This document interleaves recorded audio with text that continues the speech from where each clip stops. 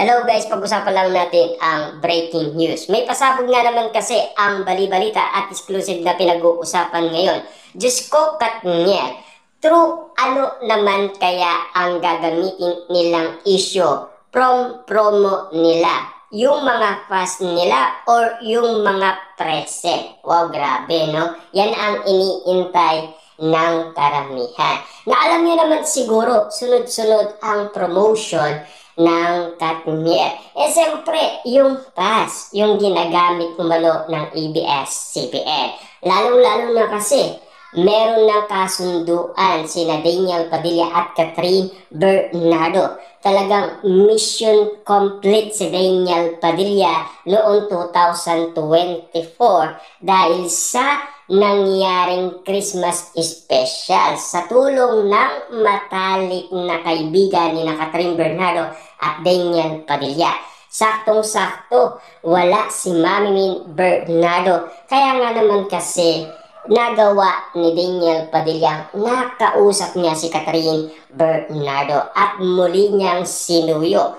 Yan kasi ang patunay noon. Abang hindi pa nga nangyayari yan, ay usap-usapan na yan at balitang-balita na yan. At kita nyo naman, yung inuulaan ng mga netizens, nagkatotoo talaga ang kanilang prediksyon. Talagang pakiramdam nila na may gagawin talaga si Daniel Padilla. Dahil yan ang pangako niya noong 2024 noong siya ay nag-renew ng kontrata sa ABS-CBN. Diba?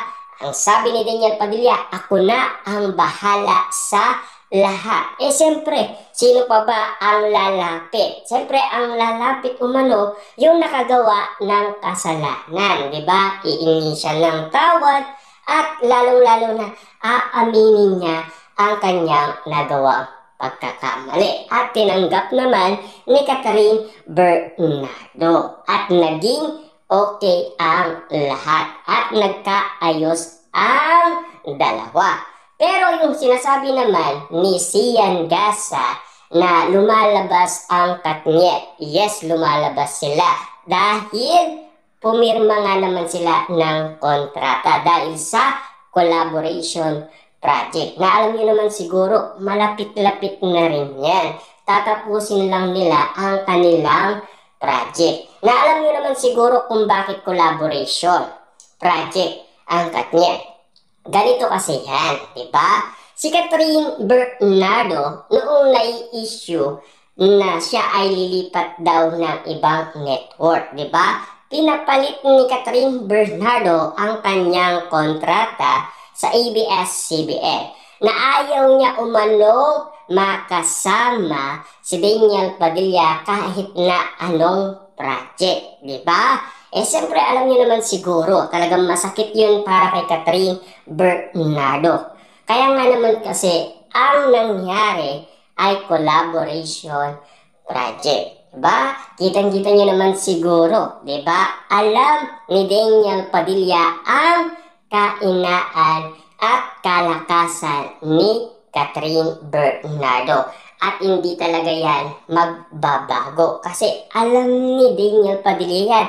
Almost 11 years yata silang nagkaunawaan at magkasama bilang boyfriend and girlfriend. Kitang-kita nyo naman siguro na talagang in love itong Catherine Bernardo kay Daniel Padilla. Ganon din naman kasi si Daniel Padilla. Kaso nga lang kasi napagod lang daw talaga si Catherine Bernardo ayon sa kanyang paliwanag noon. Dahil yun ang ipinost niya noong November 30, 2023. Pero ngayon, alata na kasi sa mga pasabog ng ABS-CBN. Siyempre tutulungan pa rin ng ABS-CBN sina Daniel Padilla at Catherine Bernardo. Big star yun eh.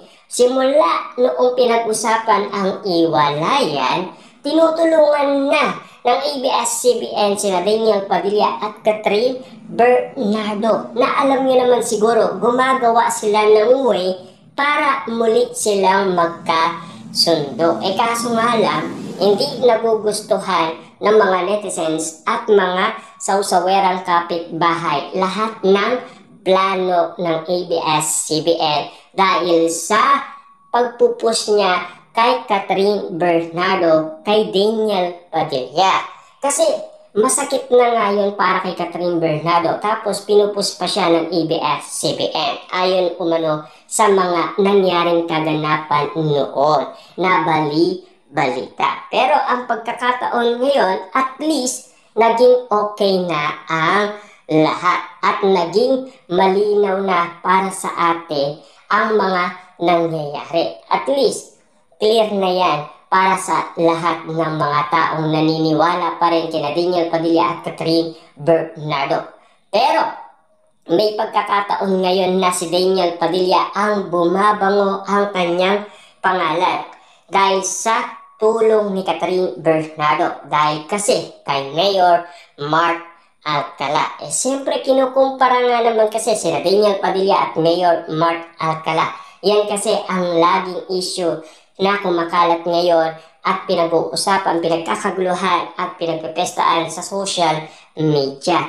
Hindi na natin maaalis yan sa iba't ibang mga tao dahil sa kanilang reaction umano para kay Catherine Bernardo at Mayor Mark Alcala. Ang pagkakataon niya naman kasi pilit binababa nila si Catherine Bernardo dahil sa nangyayaring pagpili niya dahil sa buhay pag-ibig. Dahil alam niyo naman siguro, si Mayor Mark Alcala ay nahuli ng iba't ibang mga netizens. Siyempre, ayon sa kanila, sabongero daw ito at cheater pa. Yan kasi ang mga napapag-usapan.